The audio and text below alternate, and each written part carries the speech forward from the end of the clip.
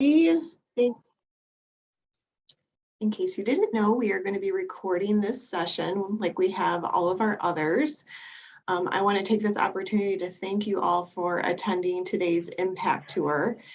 We are happily into our centennial year, which is our 100th anniversary as an organization. And this is our second Impact Tour within the centennial.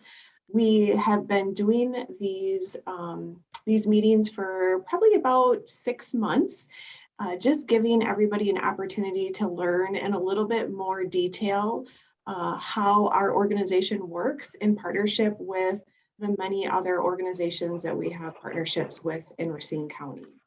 And today I'm super excited to say that we have a long-standing partner joining us. We are happy to welcome Jason Meekma, who is from Focus on Community. He is our executive director. Jason. Hey, Jason, what? It's time to start. Hey, Alex. Welcome. Hey, thanks. Glad to be here. Sorry, I was deep in the middle of something, but this is way more important than that. Let's jump into this. How's it going? It's going great. How are you doing? You know, I am peachy keen. Thanks for asking. That's wonderful. We're so excited to have you join us today. Me too. I'm very excited to be here. So we have a lot to cover, and we want to start by just having you give us a general overview of what Focus on Community is, talking a little bit about your mission, your vision, and what it is you guys do as an organization. Yeah, I would love to. Thank you so much. So we're going to mosey on over this way here and leave the idea board behind. So we are Focused on Community. We are a Racine substance abuse prevention agency, and obviously that is a pretty significant thing. And that leads us to what our mission is. And our mission is to unite the community in an effort to prevent substance abuse and inspire healthy life choices. And our vision that follows that is very, very similar in us really trying to make great change in our community. But what I really want to talk about that tells the story even better is our values. And we don't get to talk about these nearly as much, so I thought that was a great opportunity to do that. And that our values are family empowerment that educates to build stronger relationships. It's opportunities for youth that provide tools and skills for success.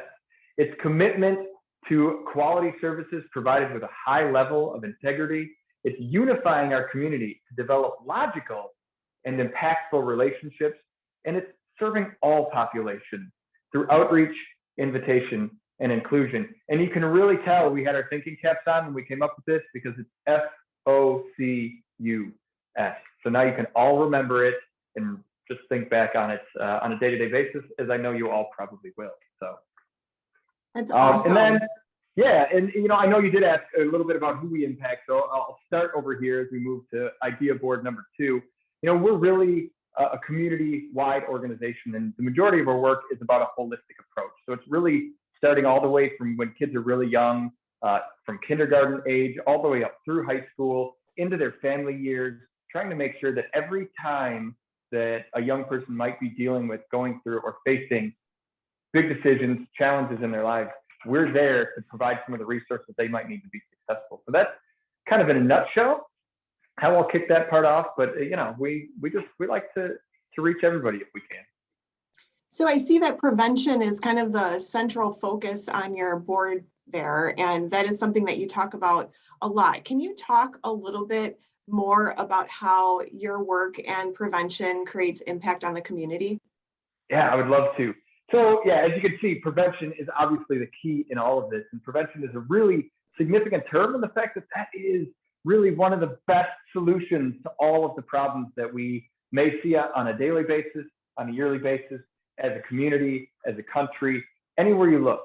Obviously, we're going to deal with a lot of issues, but if we're able to get out ahead of it and focus on prevention, that is going to be the best solution. And our effort is around preventing risky behavior, which is what this highlights right over here. Our primary focus is like around drugs and alcohol or tobacco. So we spend a lot of our time focusing on developing skills with young people so they can ideally avoid things like drugs, tobacco, alcohol. Vaping is a big thing right now. Obviously, we don't want them to go down the darker path of heroin or some of those other more intense drugs that are ruining so many lives right now, unfortunately. But we have also seen gains with prevention in reducing things like aggression or early sexual activity or inappropriate sexual activity among young people. So while our focus is on drugs and alcohol, we Oh, see a lot of well, success, right, in a lot of different areas. didn't So it's call a back. really big thing.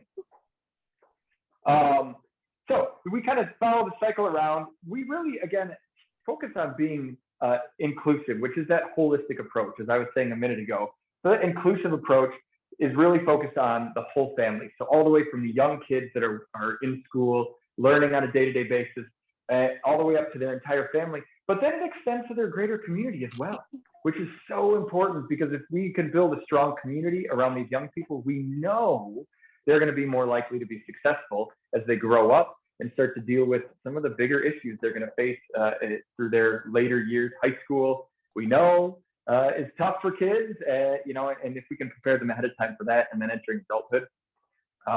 And we do that, as you can see, if you can follow the chart with me here, through developing life skills. You know, Ellie, like, I don't know, when we were younger in the 90s, 80s, 90s, right? It was about, you know, don't do drugs. This is your brain on drugs. We saw they would put a crashed up car in the front yard of the school and say, oh, this is what will happen if you drink and drive. Or there was that old commercial where they threw the egg at the frying pan and like, this is your brain on drugs, right? You remember those? Yes, I do. I do. However many years ago, right? See, over time we realized that doesn't work. Like, that isn't effective prevention. Like that shock and awe, like in the moment as a kid, you're like, whoa, that's awful. I would never do that. But a week goes by, a month goes by, and you don't remember having seen that. And you're faced with those decisions, and you need to be able to navigate that.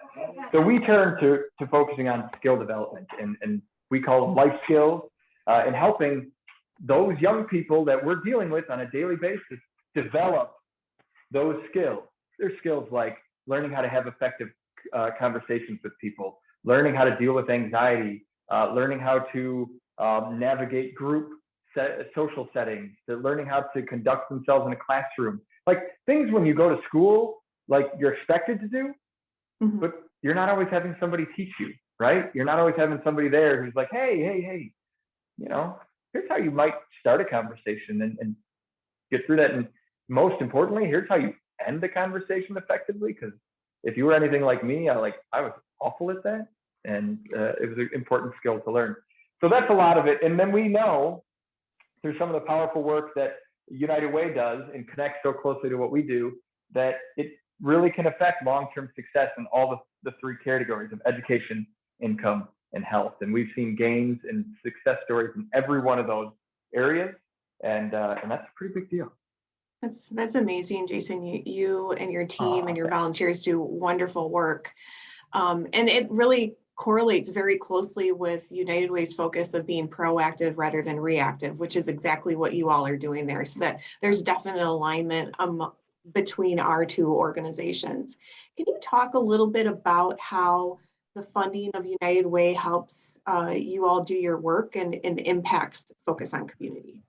Yeah, absolutely. You know, and I think that's such a great question, right? Because, you know, we think a lot of times people that aren't directly involved in the nonprofit sector, right? People that are out at a corporate job or at, you know, a private business or wherever they may be doing the good work that they're doing, you know, they don't always get to see the inside workings of a nonprofit. They don't get to really understand how a nonprofit functions. And a lot of times people get that idea like, oh, they just do it because they love it, right? And we do. Like, I don't want to throw that out there, but you know, we also are doing this as a living, as a part of our job, as a part of how we sustain ourselves through that passion. And we need significant partners like the United Way to be able to do that. So through the funding that United Way gives, we're able to bring not just a team together, but a really incredible team of people together to go into the communities and present these programs to impact the lives of the young people. You know, anybody who's here might have kids in Racine Unified right now or in the past that have gone through and been a part of some of our focus programs, whether it's life skills or families in schools together. And that wouldn't be possible without funding from United Way and some of the really powerful partners that they have as well. So, you know, I think it's really important to identify that we don't, as a nonprofit, have the ability, at least focus, to just go out and make more money to do more work. We are dependent on the generosity of the donors that gives United Way, and then the support that United Way shows to us. And it's a beautiful cycle, right? One that we are all very, very grateful for, and the one that it wouldn't be possible to do this incredible work without the awesome, wonderful, fantabulous people that are giving to United Way, that then they can give back and support us in doing the work in the community. So thank you to everybody who gives. And then, obviously, Ali, thanks to you too, and your organization in supporting our efforts. We're happy to support it. It's a great partnership, and we're also very thankful for our donors and volunteers. Now, the goal of these impact tours is really to kind of narrow down and discuss specific programs that we are funding throughout the community. And so today we wanted to talk a little bit about the substance abuse prevention programming that Focus provides to Racine. Can you talk a little bit more about that program and what it does within the community? Yeah, I would love to. And substance abuse prevention program is kind of generic because it gives that overarching thing, but it really all comes back to that life skill development piece, right? It's getting in there and teaching kids just how to be better people. It's giving them the opportunity to learn important skills and to have important interactions and engagements with adults, with their peers, fellow students, and that's really what the substance abuse prevention program focuses on, whether it's directly in the classroom, whether it's after school, whether, maybe we're at a neighborhood community center or in the parks program during the summer. It's really finding ways to go to where the students are, right? And engage with them in meaningful ways. And, we've had story after story of young people who've been impacted simply because somebody new came into their lives and introduced something that clicked with them. Like I said, not every kid has the opportunity to learn some of these important social skills, right? How to ask for something the right way, how to be in a large community environment and to conduct yourself, how to set yourself up for some pretty significant decisions by making life-changing choices at times. They're not always prepared for that. And that's what the substance abuse prevention program really focuses on, is the development and practical application of those skills. So we get to go in, right, and sit down with kids. And we had one of our programmers go into a classroom full of students. It was a 5th grade classroom. And early on in the experience, like, not all the kids were super engaged. That's common as you start getting connected and engaged in the classroom, and you're new, it's a little strange. And you get in there and you start to talk to this group of 5th graders, and they're like, what is this person talking about? Why are they here talking to me about making choices, right? So that facilitator was working through that, trying to get that. But they did notice that there was one student who was really not engaging at all. They were sitting off in the back of the classroom, not really paying attention, at times being even extra disruptive. And we're used to that. Like, we see that, and that happens in every classroom. But our facilitators really want to find ways to help every young person succeed. So they worked through this, went a couple of weeks. More and more of the class started participating, and every class that facilitator would go over there and just check in with that student. Hey, how's it going? Are you understanding any of this? Or, do you have any questions? Is there anything that I can do to help? When we would do worksheets, they would go over and help fill out the worksheets. So they would start to understand. Over time, that student started to engage more. And we started getting later in the lesson, and they got to the communication lesson, right? Where we were talking about, how to start a conversation, how to introduce yourself properly. And that student actually took a leadership role in that lesson. They were there. They were expressing the things that they had been asked to learn ahead of time for the class, which, let's be honest, when you're given assignments outside of your normal schoolwork, doing work ahead of time, not always going to take priority. That student did it. That student learned those techniques before they started that class and took on a leadership role. And that was a big deal, because as our facilitator has been learning, talking with a student, they realized that student was dealing with some, internal self-worth issues. And that was leading to some of the acting out. And we were able to help them navigate that. And man, those are the moments where you're like, whew, okay, I see why what we do is so important, because these young people learn these skills that get them over the hump sometimes that they may not have otherwise gotten to. So that's what substance abuse prevention does. That's why we do all this, and just helping, connect the dots and help people find a way. That's great. And I think that in correlation with United Way's work, it's really looking at how we can be holistically supportive to students and their families. And much of the work that Focus does helps to support that. And specifically this, like working with children to help them develop social and emotional and soft skills, and becoming leaders down the road is just a huge asset to the community. So we're very thankful for that. Now, I'm going to ask you a question that I know the answer to, but do you know how long Focus has been a funded partner of United Way of Racine County? Oh, yes. Oh, yeah. Yep. Here, let me hand this to you. There you go. Do you want to put that on? Oh, yeah. It's a birthday. Let's celebrate. So, Allie, I know you knew this, but maybe everybody else didn't. We are celebrating for our 40th anniversary of being funded by United Way, which is kind of a big deal, right? Like, that's cool. Amazing. So, I felt like we needed to celebrate with some party hats because why not?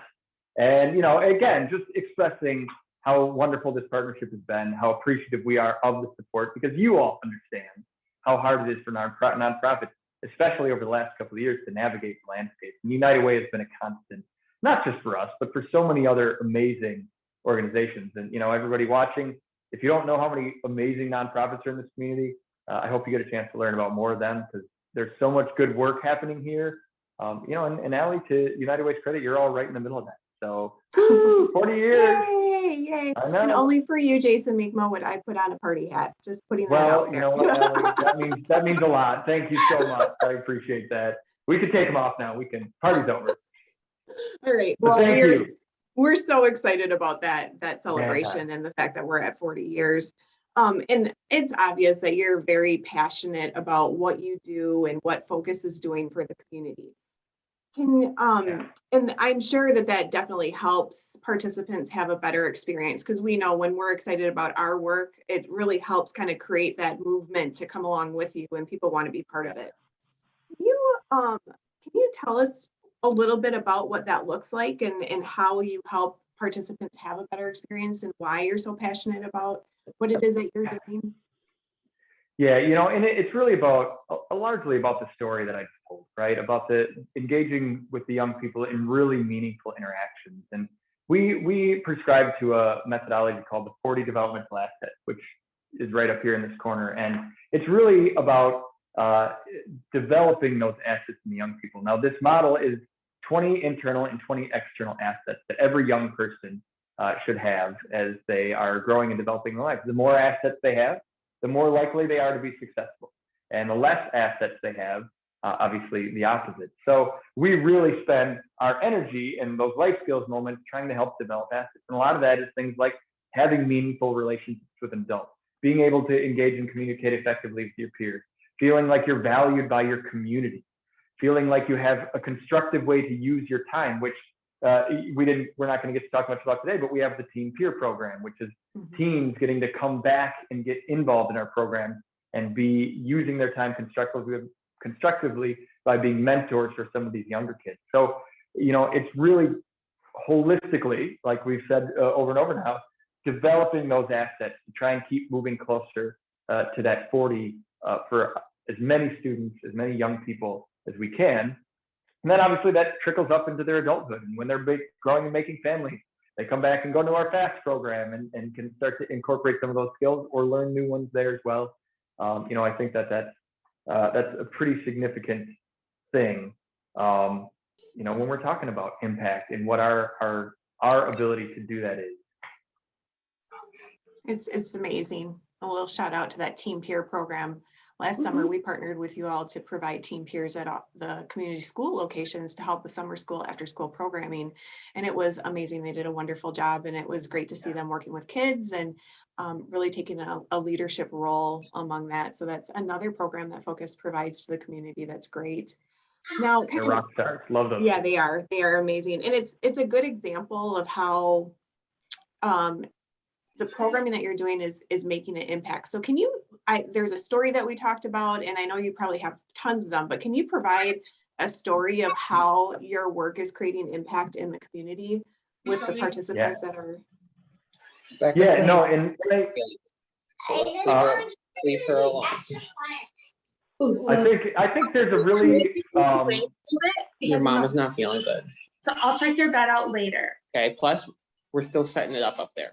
I'm going to So- ask that participants, if you can mute yourselves. I think somebody came off of mute. Thank you. Okay, go ahead, Jason. I love those family dynamics, though, in action, right? So yeah, so no, I think, you know, the Teen Peer Program is a perfect example of that. We, I'm not going to remember the exact number off the top of my head, but we have had a significant number of young people that have gone through our early childhood programming like Life Skills. They've come up and they've been involved in some of our middle school programming like Opportunities Club, like the transition program, helping fifth graders go into sixth grade. And then they enter into high school and become teen peers, right? They stick with us over those years. And we've had actually, again, I can't remember the exact number, but quite a few of them actually come back and then work for us as adults. And because they're so passionate about what we have done and the impact that we had on their lives, they want to give back. And they come and they do work for us. They've worked for us as adults. And, you know, that's not always long term. They come, they do what they can, and then they grow up and continue on with their careers. And they've gone into other nonprofits, both here in Racine and Kenosha, all around the country. We have other teen peers, former life skills students that are doing amazing work, whether it's in their professional commercial-based career or in nonprofit work, you know, and we see that. And we actually have quite a few that are here right in this community. I was actually just talking to a couple of them yesterday, teen peers that are in their business settings and they're incorporating some of the things. One of those teams was talking about a training they were leading because they got the opportunity to lead a training, and they were teaching some of the same skills they learned in life skills in that corporate adult style setting. And that's community impact. When you can have that holistic approach where those lessons are being carried from person to person, from age group to age group, and being passed on to people that in other ways would have never been connected to our organization, but now in that small way that they are. So that former teen peer, former life skills student was so excited to reach back out to me and tell me about this. They were just like, Jason, you're not going to believe this. I was teaching effective communication skills in my business meeting. It was amazing. They were so excited about it, and being able to feel like they were applying those skills that, you know, when you're sitting there and as a young person thinking like, when am I ever going to use this? I know I did that with math.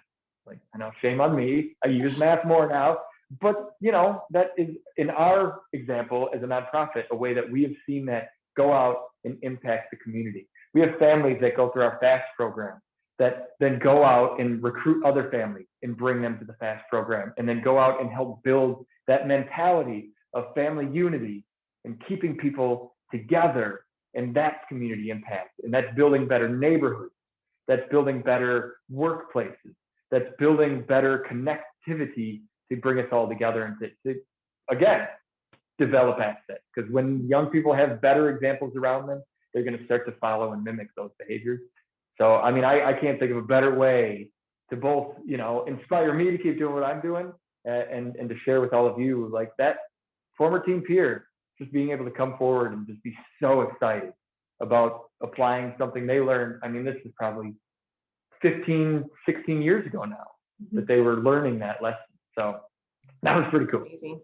That's awesome. And Yeah. obviously you guys are doing great work. We're talking about a lot of really wonderful things, but as a fellow nonprofit leader, I understand the plight of maybe there being misconceptions or things that people don't understand about your organization. Are there any of those that come in line with focus? I mean, is there anything talking to the group today that you would like to clarify or make sure that people know when they walk away from this tour? Oh, there's always stuff I'd love to clarify, for sure. But let's move on back over here to the other idea board that we started with at the beginning of our presentation. So yeah, I mean, that's such a great question. And, you know, I think the concept of prevention in general is just really hard for people, right? I mean, you say prevention, especially us, when we say, oh, we're a substance abuse prevention agency or a substance misuse prevention agency, people generally hear the substance abuse or substance misuse part and don't really pay attention to the prevention part. So they're like, oh, so you work with people who are addicted to drugs and alcohol. No, that's not what we do. That's really important work. and so valuable that people that are doing that are doing it. But we are trying to work on the prevention side of things. The best solution to a problem is to never let it become a problem. That's undeniable. But the hard part about that is, right, is how do you convince people to invest in that?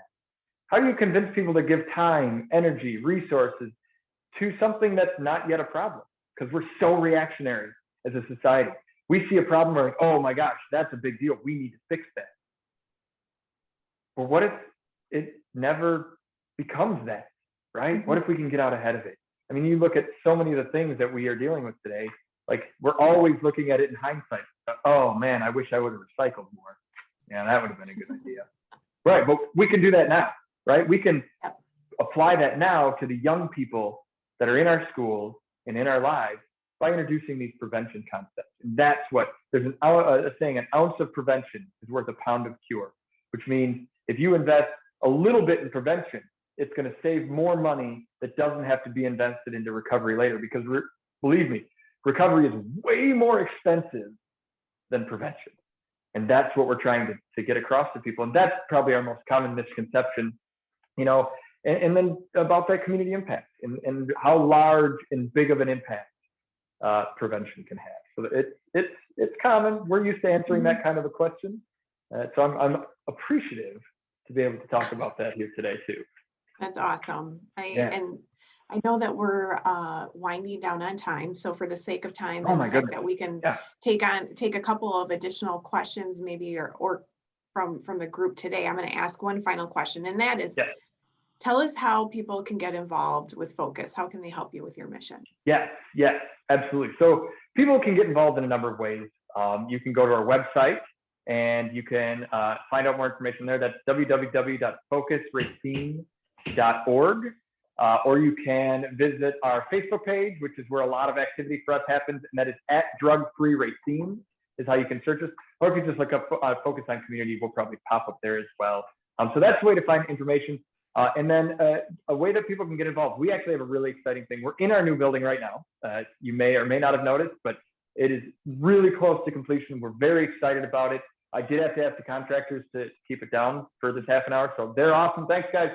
But if we want to bring the camera around this way, we have this beautiful backyard here that you can kind of see there on the camera. And in the back, there's a little hill that you can see down there. And that is going to be this spring starting to get converted into a community garden. And we're going to be looking for a lot of help from the community, from people who might be passionate about gardening, to people that might have resources like seeds or lumber or whatever they might have available that could help bring that to life. We're partnering with quite a few people like Leadership Racine, the Uptown Bid District, and SC Johnson to try and bring this all to life. But we're going to need a lot of hands. So this is going to be a really neat project coming this spring that we would love. Any of you, if you don't have the time to be here to help, any resources you can donate, supplies, anything like that to bring that to life, because this is going to be a really cool way to engage this local community and bring another really incredible component, not just to us, but to Uptown and to Racine. So look out for more information coming out pretty soon. That's awesome. I smell a potential Day of Caring event that we could yes. Mm-hmm. So you said it, so now it's happening. With that, I want to go ahead. I know Jen said that we did not have any questions in the chat yet. Just wondering if anybody on the call has any questions for Jason. I know that we're just about at time. I see one pop up. Hold on one second, Jason. Okay.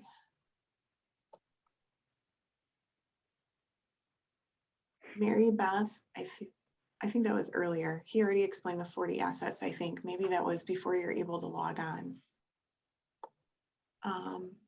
Any other questions? With that, no other questions. I want to thank Jason for joining me today for our discussion, and we'll let you get back to your diligent work on the whiteboard. And we hope that everybody that attended today enjoyed yourselves and learned a little bit more about the work that Focus is doing in the community. Thank you all so much for attending. Thank you so much, everybody. Appreciate it.